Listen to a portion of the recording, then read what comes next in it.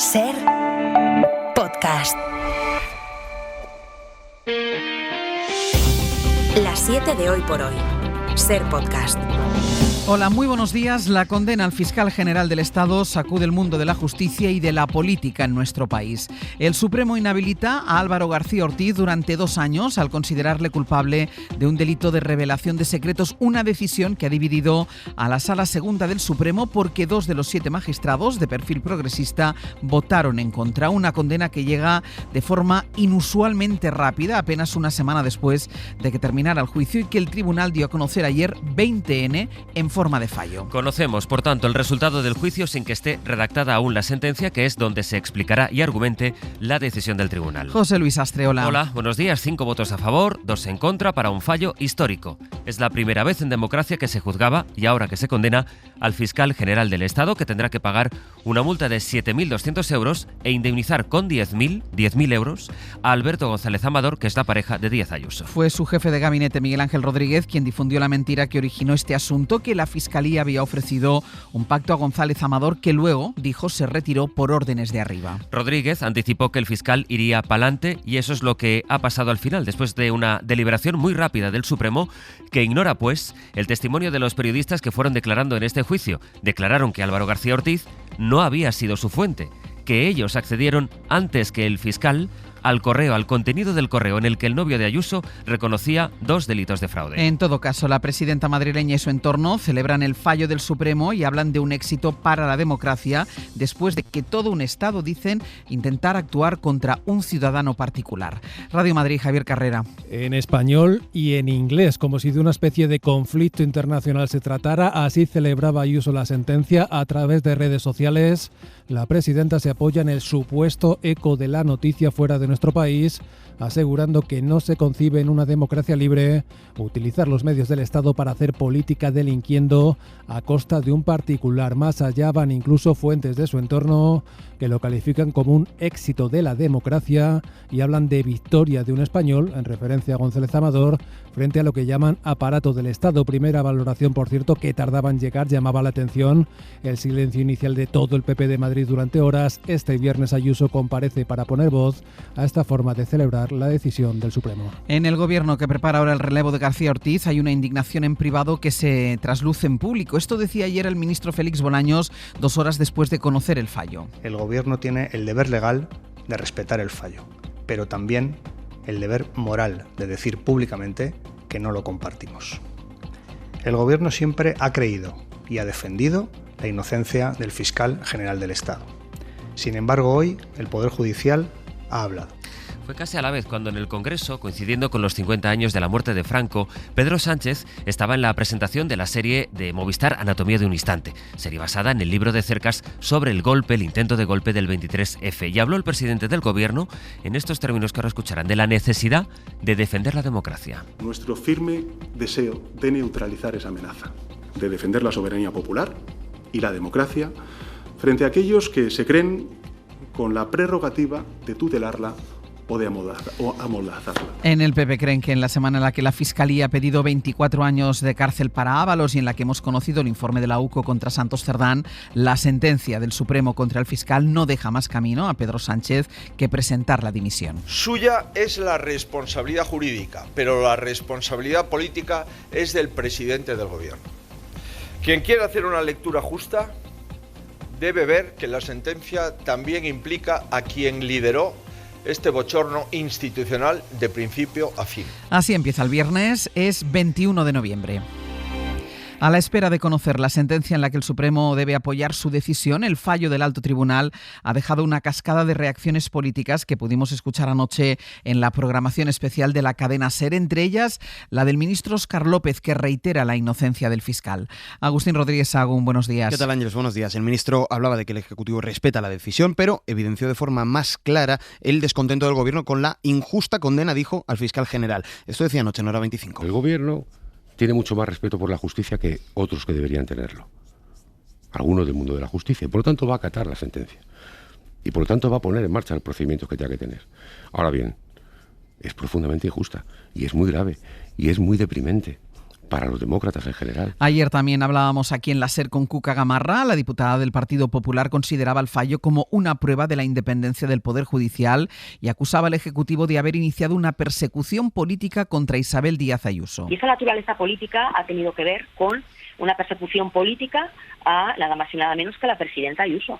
Solo falta que ella vaya a tener la culpa de que se le haya perseguido y que en esa persecución, además, lo que se haya hecho sea vulnerar y pisotear los derechos de un ciudadano particular. Por su parte, la líder de Podemos, Ione Belarra, decía que el fallo del Supremo evidencia una guerra sucia contra el Gobierno, un caso de lawfare. Estamos ante puro golpismo judicial y ante los intentos por parte de la derecha política y mediática de tirar un gobierno legítimo porque no les gusta, simple y llanamente. Estas son las reacciones políticas, pero más allá de esto está el debate que deja el fallo en el ámbito jurídico. Los fiscales conservadores hablan de un procedimiento con todas las garantías, aunque evitan hacer más valoraciones, dicen, hasta conocer la sentencia.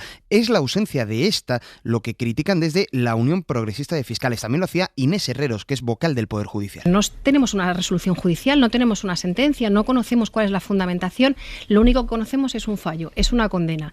¿Y eso en qué sitio nos coloca? Nos coloca casi en una ficción, como si fuésemos un Estado no democrático en el que no se fundamentan las resoluciones judiciales, porque es en este momento en el que estamos viviendo todos. Ahí está también las opiniones de algunos expertos que hablan de condena política, de un fallo premeditado para tumbar al fiscal. Es lo que dice, por ejemplo, el catedrático de Derecho Penal, Joaquín Urías, que critica que el Supremo ignorara a los periodistas que desvincularon a García Ortiz de cualquier filtración. Pero no le han dado credibilidad a los periodistas porque decían que el fiscal general no había sido el que filtrara.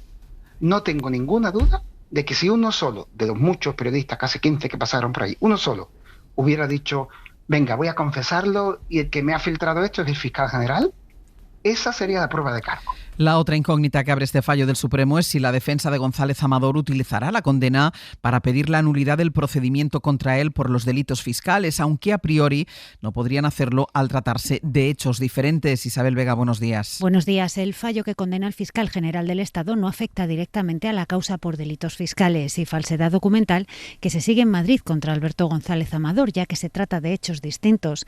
Lo explicaba en Hora 14 ayer el magistrado Joaquín Bosch. En principio son causas que no están comunicadas. Esa falta de conexión haría que no hubiera consecuencias, aunque es cierto que su defensa sí que ha alegado esta cuestión. Hubo un intento, fue de los empresarios denunciados junto a González Amador, que acudieron al Supremo a pedir que paralizasen la causa en Madrid en tanto se investigaba al fiscal general, pero el juez rechazó esa pretensión porque esa no era la instancia adecuada. Sin embargo, el novio de Ayuso podría utilizar ahora la sentencia para alegar en su caso vulneración del derecho de defensa. El fiscal general del Estado me había matado públicamente. De hecho, lo que yo intuía me lo confirmó Neira. Me dijo, la presunción de inocencia se ha roto. Lo exponía así en el juicio como perjudicado. Está por ver si eleva la misma alegación ante la juez que le ha procesado o el tribunal que tenga que juzgarle. Pero sobre todo está por ver con qué resultado, porque esta situación no tiene precedentes. Y todo esto llega en el día en el que se conmemoran los 50 años del restablecimiento de la monarquía después de la caída, de la muerte del dictador. Hay previstos 2 actos, uno de ellos en el Congreso, al que han rechazado ir Bildu, PNV, Esquerra, Junts, Podemos y Sumar. Tampoco la ultraderecha de Vox. Aunque el acto principal tendrá lugar en el Palacio Real, donde Felipe VI impondrá el toisón de oro a la reina Sofía por sus servicios al país. El rey Juan Carlos I, a quien Franco designó como su sucesor tras su muerte, no ha sido invitado a ninguna de estas conmemoraciones. María Manjabacas. 100 personas están invitadas al Palacio Real con todos los poderes del Estado representados, el Gobierno con Pedro Sánchez, ministros, presidentes de Congreso, Senado, Poder Judicial y presidentes autonómicos. Un acto en el que el rey hará un discurso político con referencias a la transición, a la reinstauración de la monarquía, con la anomalía de que el rey Juan Carlos no está invitado por su hijo, por el jefe del Estado, y la duda es si lo nombrará, si reivindicará su papel o en los términos en los que se refiere a él, si lo hace. En este acto impondrá el toisón, la más alta distinción de la corona, a la reina Sofía, a los 2 padres vivos de la Constitución, Herrero de Miñón y Miquel Roca, y al primer presidente socialista de la democracia, Felipe González. Los 3 hablarán y tras los discursos se cerrará el acto institucional en el Palacio Real, tras lo cual los reyes y sus hijas se irán al Congreso para asistir al coloquio sobre la corona en el tránsito a la democracia 50 años después. Las 7 de Hoy por Hoy. Ser Podcast. De lo puramente político, otra de las noticias del día está en Castilla y León, donde por primera vez en la historia de esa comunidad el gobierno autonómico ha fracasado en su intento de aprobar los presupuestos, y todo ello a falta de meses para que se celebren elecciones. Alfonso Pérez Mañueco critica los votos en contra de PSOE y Vox, a quienes acusa de estar actuando en bloque. Valladolid, Mario Alejandre, buenos días. Buenos días. Era lo esperable después de todo lo que se había dicho en los últimos días. PSOE, Vox, la Unión del Pueblo Leonés, Soria Ya, Unidas Podemos y el procurador Francisco Igea han sumado sus votos para devolver las cuentas a un cajón de la Consejería de Economía. Un ejemplo más de la debilidad parlamentaria del presidente de la Junta, que pedía la palabra para acusar, eso sí, solo a Vox y PSOE y mantener la teoría de una supuesta alianza de intereses. Ustedes en el debate han demostrado que prefieren el ruido y con ello han formado una gran coalición. La coalición del ruido. El PSOE ve a Mañueco completamente solo y pide al presidente que convoque elecciones ya. Patricia Gómez, portavoz. Hoy el único que ha fracasado es usted. Y no se preocupe, que en marzo Castilla y León va a tener los presupuestos que merecen. Y por supuesto no serán de su mano. Castilla y León entrará en 2026 con una nueva prórroga presupuestaria. Es la quinta en los 6 años y medio de Mañueco como presidente. Hoy por Hoy Noticias. Ser Podcast. El rechazo de la ultraderecha a los presupuestos del PP en Castilla y León llega en plenas negociaciones entre ambas fuerzas para investir a Juanfran Pérez Llorca en Valencia, porque los populares necesitan el apoyo de la ultraderecha para suceder a Mazona, para el sucesor de Mazón al frente de la Generalitat. Aunque en Valencia hoy lo que resuenan son las declaraciones de su alcaldesa, María José Catalá, que en una entrevista en Onda Cero dijo esto al ser preguntada por la dictadura ayer 20N. Yo creo que es una etapa de nuestra historia que tiene pues sus lados positivos, sus lados negativos. Usted habría preferido que el régimen franquista no existiera, supongo. No, quiero decir, yo respeto todas las etapas de nuestro país. ¿Pero le encuentra algún elemento positivo al régimen anterior? Bueno, sobre todo infraestructuras. Pues después de su rechazo a condenar el franquismo, la alcaldesa intentó rectificar diciendo que fue una etapa negra y que en ningún momento, a pesar de lo que hemos escuchado, dijo que el franquismo trajera algo bueno. Hoy por Hoy Noticias.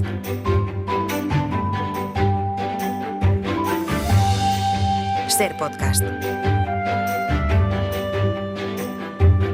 Desiree Rodríguez, ¿qué tal? Buenos días. Hola Ángeles, buenos días. Y de Aragón con Mónica Farré. Mónica, buenos días. Hola, buenos días. Mira, voy a empezar en Canarias, Desiree, porque hay una iglesia en Tenerife que ha sido elegida el mejor edificio del mundo. Sí, es la iglesia y centro comunitario del Santo Redentor de las Chumberas en Tenerife, la que se ha alzado con el premio Wall Building 2025. Dicen que por contribuir a la historia de la arquitectura de la isla y por destacar por su acústica y eficiencia energética. Está en la laguna y fue diseñada por el arquitecto canario Fernando Menis. Empezó a construirse en 2005 a partir de una gran pieza de hormigón fracturada en 4 volúmenes por los que entran los rayos de sol hacia el interior y está inspirada en la geología volcánica de Tenerife. Para su creación, este arquitecto hizo una profunda investigación teológica porque con esos volúmenes y esa entrada de luz quiso simbolizar la batalla de la vida y de la muerte.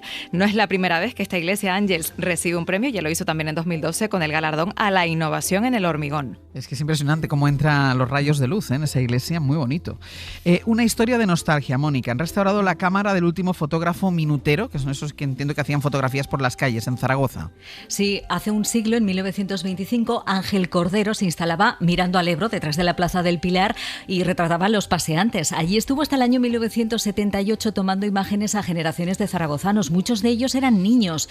De hecho, hoy en día hay un caballito de bronce que recuerda al de cartón en el que se montaban para ser fotografiados. Utilizaba una cámara que permitía hacer el revelado en su interior en solo unos minutos. De ahí lo que tú decías, el apelativo de minutero. Te ibas con la foto a casa ya. Claro, hace un par de años los nietos quisieron recuperar los útiles de trabajo y desde la Real Sociedad Fotográfica de Zaragoza se pusieron manos a la obra. Han desmontado, pero vamos, hasta el último tornillo. Y esta semana han presentado la cámara y el trípode completamente restaurados. Están, vamos, para volver a fotografiar. Su destino, pues está por ver, a la espera de que pueda tomar forma un proyecto largamente deseado como es el Museo de la Fotografía en Zaragoza. Pues estaría bien.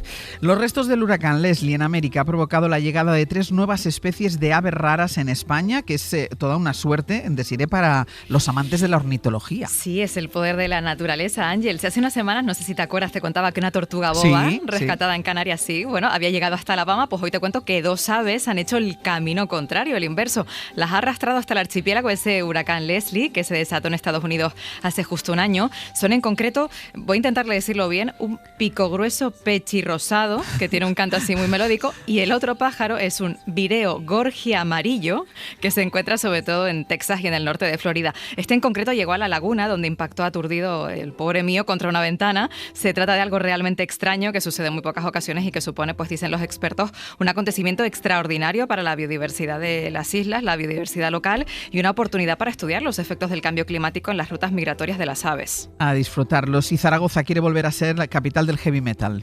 Sí, porque hubo un tiempo no muy lejano, hace solo 30 años, en el que Zaragoza pues era una especie de oasis para el rock duro.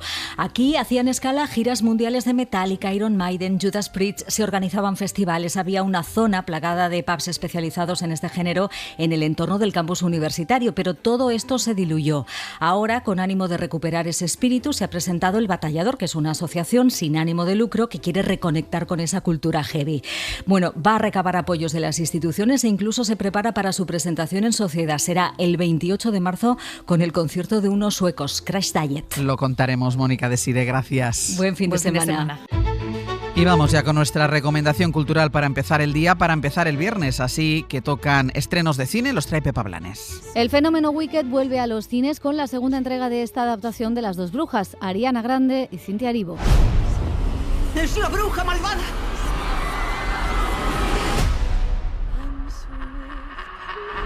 Hay thrillers esta semana con una nueva adaptación de Stephen King, sí, otra más. The Running Man está dirigida por Edgar Wright y protagonizada por Glenn Powell, una sátira contra la televisión. ¿Pero qué coño está pasando? Bienvenido a The Running Man. Guillermo Galoes se adentra en las grietas de la Cañada Real en Ciudad sin sueño, una historia de adolescencia en los márgenes que estuvo en casa. Mira, primo, toda la basura de Madrid la traen aquí. A ver el piso, pero ahí luz y eso, ¿no? Claro, hijo, ¿cómo crees que no llega luz? Claro. Alfa es la nueva película de la ganadora de la Palma de Oro, Julia Ducournau, una metáfora corporal sobre el SIDA y la adolescencia. ¿Qué es esto? Sabes que hay un virus por ahí, ¿no? Y por último, les recomendamos una pequeña película de animación nominada a los premios del cine europeo, Olivia y el terremoto invisible, película en stop motion que cuenta cómo afecta un desahucio a una niña y su familia. Para no perderte ningún episodio, síguenos en la aplicación o la web de la SER, Podium Podcast o tu plataforma de audio favorita.